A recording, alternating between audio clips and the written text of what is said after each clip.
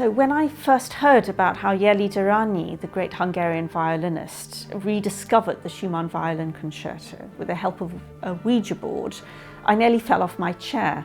It seemed to me to be the strangest detective story in the history of music. It was in 1933 that Jeli began to get these messages purporting to be from the spirit of Schumann.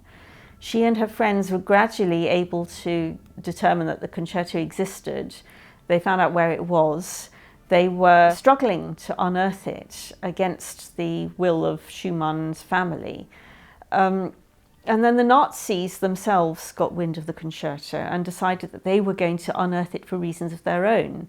So what ensued was a tremendous race between Jeli, who felt that she, having received these messages and having initiated the process of finding the work, that gave her a right to the performance.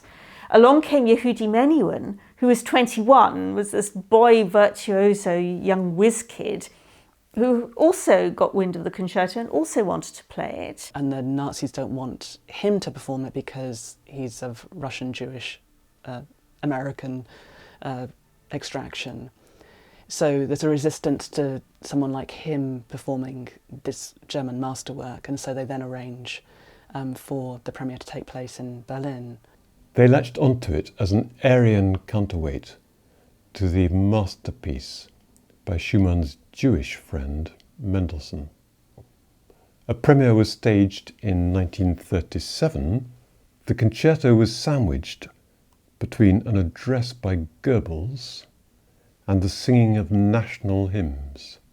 So you have this peculiar situation where you have the violin concerto being suppressed by Schumann's circle in the 1850s as being an inferior work, and then being celebrated as this great German masterwork in the 1930s.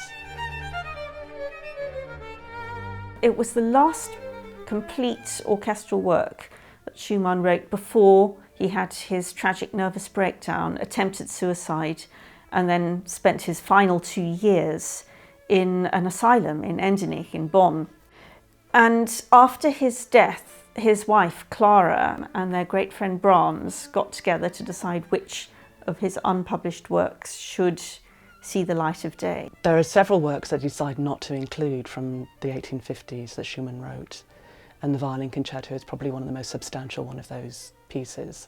So they make a judgment about the quality of the work, I think, primarily. Clara, I believe, was afraid that it would betray Schumann's worsening state of mind at the time.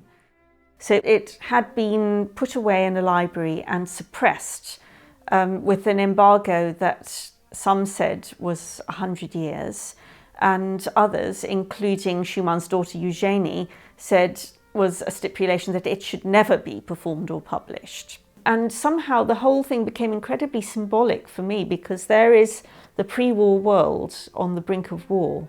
There is Jeli herself on the brink of her career beginning to fade through a range of different problems, which may have been physical, may have been psychological.